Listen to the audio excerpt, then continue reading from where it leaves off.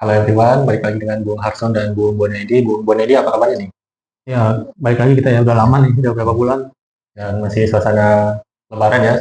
Ya, Kami mengucapkan selamat Hari Raya bagi yang merayakan dan tetap happy ya dalam liburan ya Bung Bonedi. ya, Yang pertama ini kita ada bahasan dari timnas nih ya.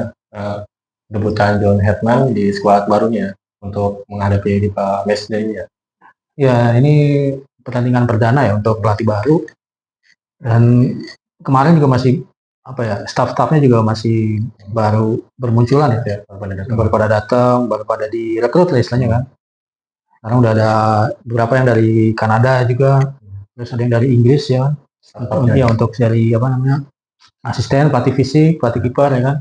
Jadi kayaknya nih untuk John Hartman dia akan bawa, dia kan orang Kanada ya, mungkin banyak orang Kanada atau mungkin orang Inggris ya yang di squad kepelatihannya, sama ada beberapa dari lokal kayak Nova Arianto juga kan, sama pelatih fisiknya juga ada dari orang kita sama kiper.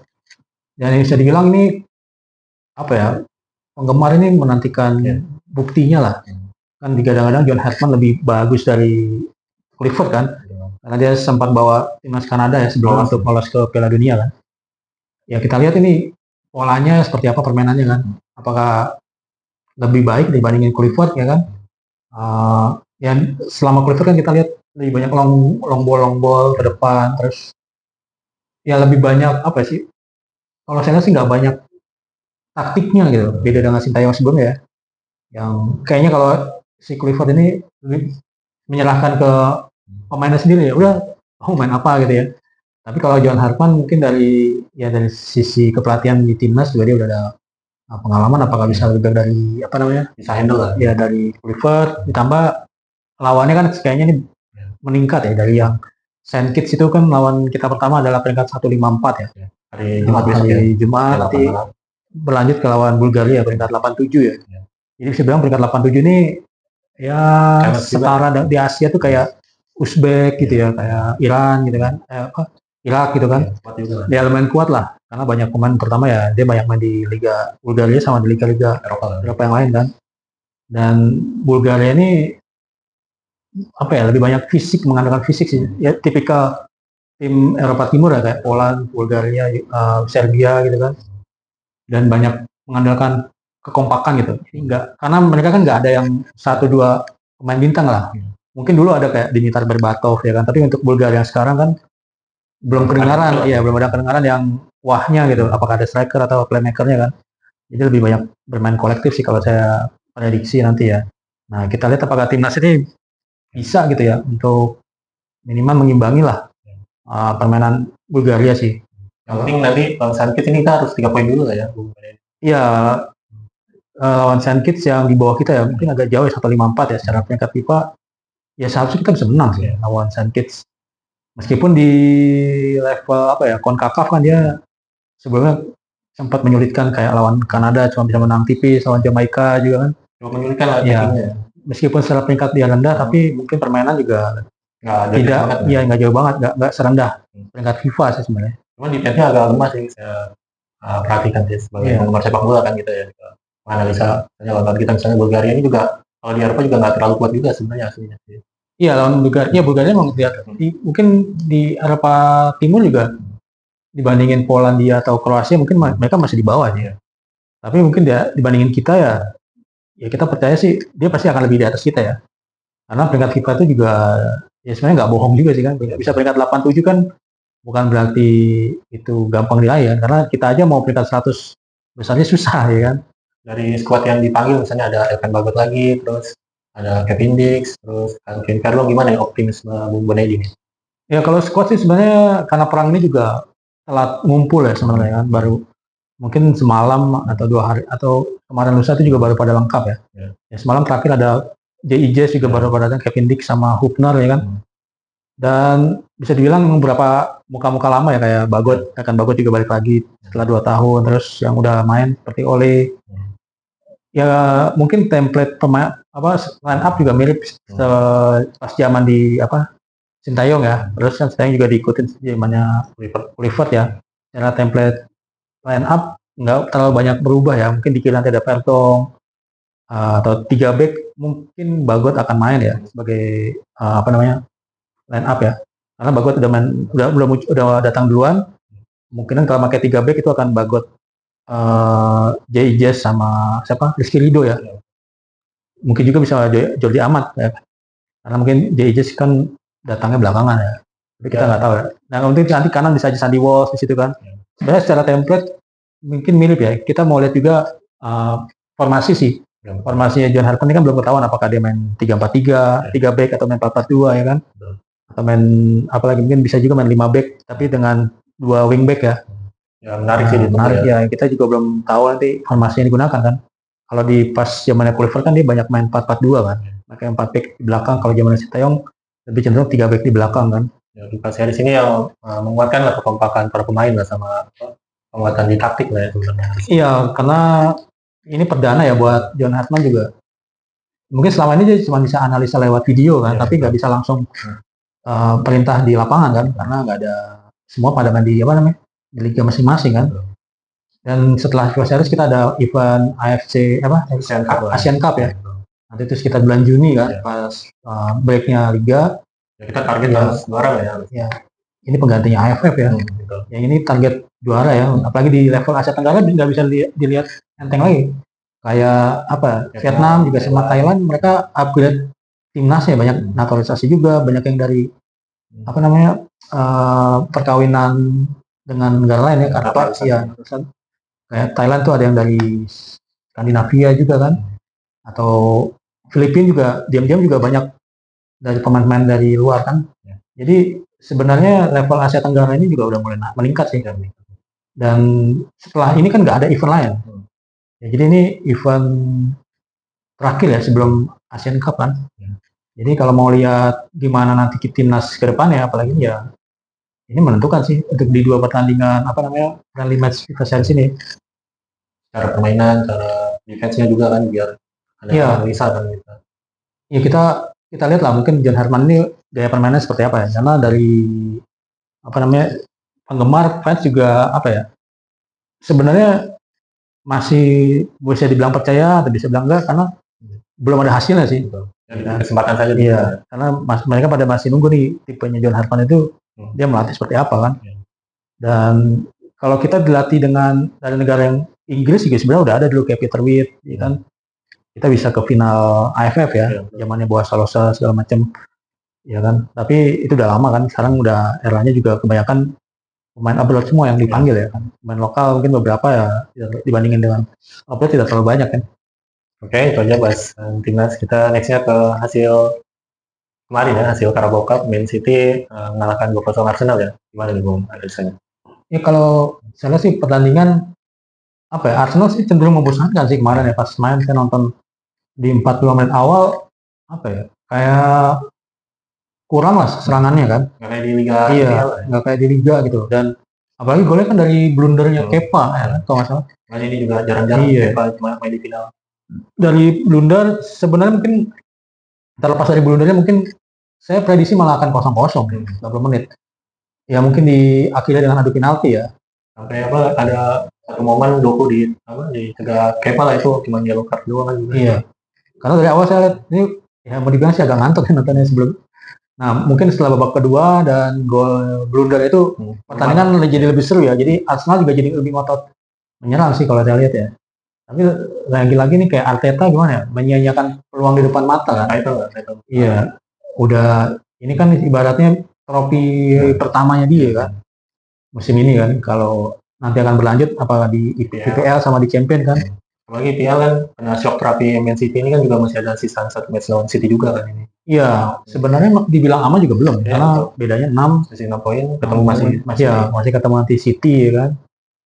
Kalau lawan nanti di IPL City kayak kemarin, ya was-was juga sih, tinggal beda 3 atau 2 poin kan. Apalagi kalau Arsenal cuma seri kan. Iya, kalau tergelincir laki-laki ya. Yang City-nya. Karena kalau City saya lihat dari beberapa musim dia kayak panasnya tuh di akhir ya. Jadi di 3 bulan atau 2 bulan terakhir tuh dia baru kabarnya naik lagi. Tapi kebalikannya Arsenal di 3 atau 2 bulan terakhir itu malah melempem. Ya kayak terlena gitu kan. IPL masih seru lah sampai kalau Arsenal City lah. IPL masih seru sama jangan salah juga nih MU diam-diam menghanyutkan juga ya. Jadi bersama Carrick kan. Iya bersama Carrick meskipun belum ada kalah ya, cuman Untuk spread win susah ya, kemarin imbang ya teman. Kalahnya sama Newcastle sih tapi. Iya, kalah sama Newcastle. Ya, Cuman harusnya dapat lah tiket Champions harusnya. kalau champion kemungkinan bisa dapat ya, antara peringkat 3 atau peringkat 4 ya.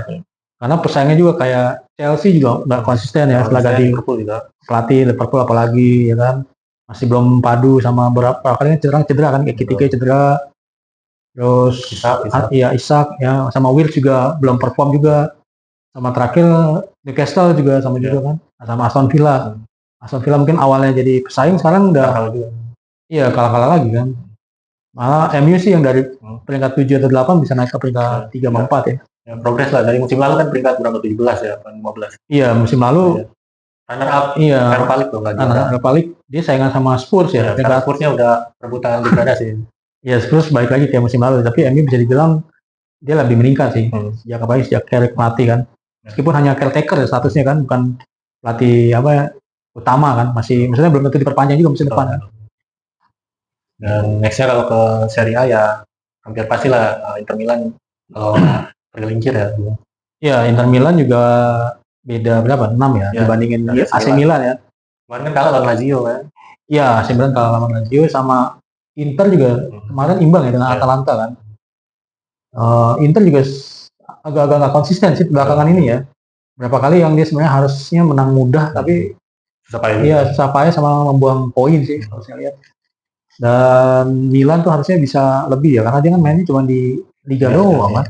Dan di Coppa Italia juga udah tersingkir ya. Kalau AC Milan mungkin masih di Coppa Italia. Dia semifinal nanti lawan Bologna ya. Nah, jadi Inter juga berpeluang untuk double ya. Serie A dan Coppa Italia sih. Mungkin itu target utama Inter kan. Nextnya kalau di La Liga ya masih Barca sama Real Madrid lah yang berpacu ya. Iya, Barca belakangan ini mulai konsisten lagi sih. Setelah kemarin sejaknya Lamine Yamal tidak ada lagi gangguan ya.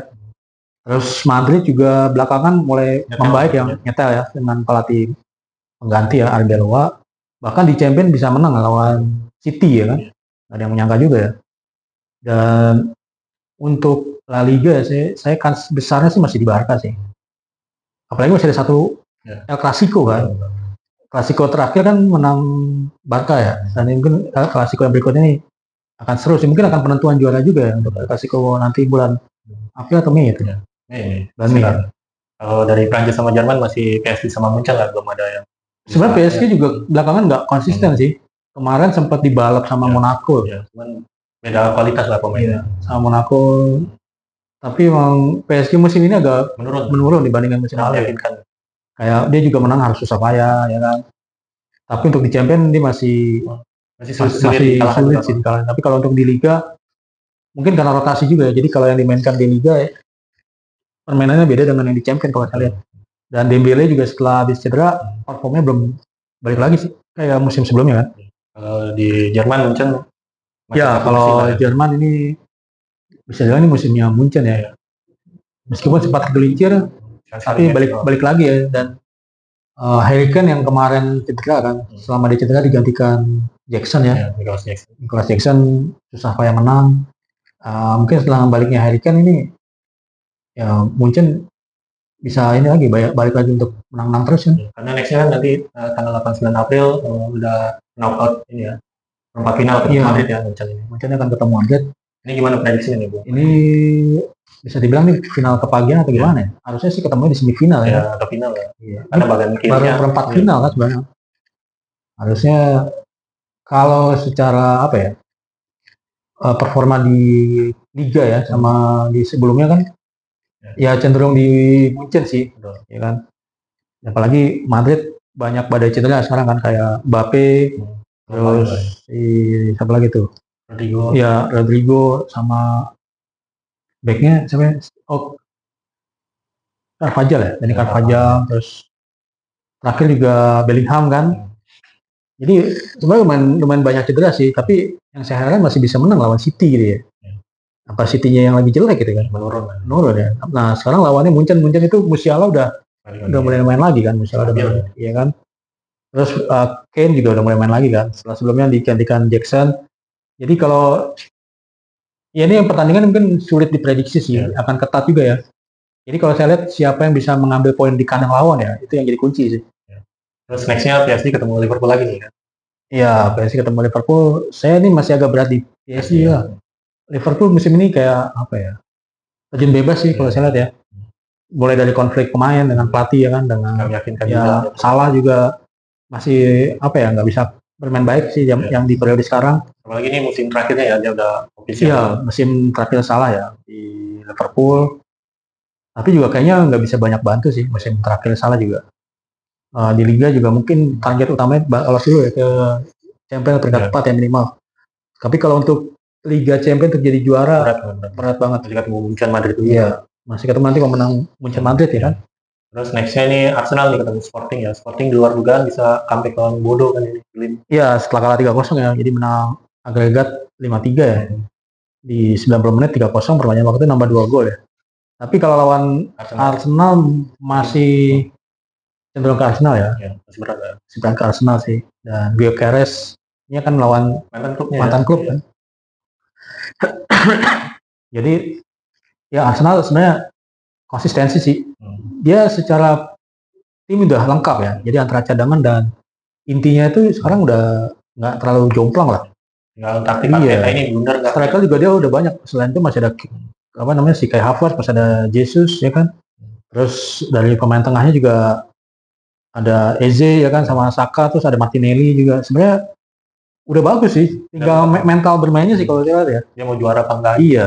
Tinggal itu dia mau juara atau enggak, mau susahnya satu lagi killing the game. Ya, jadi dia misalkan udah 1-0 nih, harusnya kan minimal nambah satu lagi lah, 2 amankan. Tapi malah jadi sering 1-1 gitu loh. Nah itu saya nggak ngerti gimana ya maksudnya. Ya ibaratnya kalau dia tergelincir di satu pertandingan ya, kan mentalnya kan lama-lama tuh kan kalau dia harusnya dia bisa menang jadi 2-0 terus jadi imbang nih 1-1. Ya pemain di ruang ganti kan juga jadi ibaratnya ya capek sih ya. Percaya dirinya agak turun nih kan. Nah, nextnya ini Atletico ketemu Barca lagi nih. Kan Copa del Rey. Iya, Copa del Rey kemarin mengejutkan di leg pertama ya dibantai 4-0 ya. Jadi Barca beda lah di Champions pasti Barca emang agak lengah sih kalau saya nonton di Copa del Rey. Di mungkin setengah jam pertama ya, itu gol 3-0-nya Atletico di 30 menit awal tuh kayak Barca bengong sih, colongan benar-benar. Jadi ini untuk di Champions ibaratnya balas revenge, balas dendamnya kan. Tapi prediksi kayaknya sih Barca ketemu Arsenal sih, ini kemungkinan besar ya Bung. Ya, ini di semifinal ya. Ini akan seru sih kalau Barca ketemu Arsenal. Di sini emang benar-benar mental kalau Arsenal mau juara kan diuji benar-benar ini lawan Barca kan. Apalagi ada Marcus Rashford kan udah tahu permainan dari Arsenal.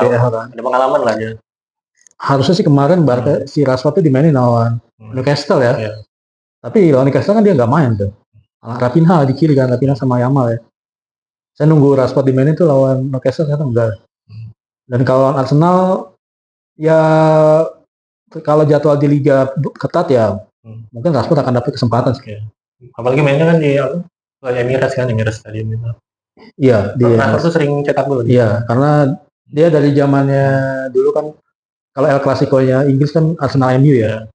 Jadi dia udah hafal lah main di Arsenal gitu kan, udah ada insting golnya juga. Ya, mungkin itu bisa jadi disimpan juga ya sama Hansi Flick. Kalau dia nanti di laga tandang di Emirates dia akan main sih. Oke, itu aja. Thanks for watching.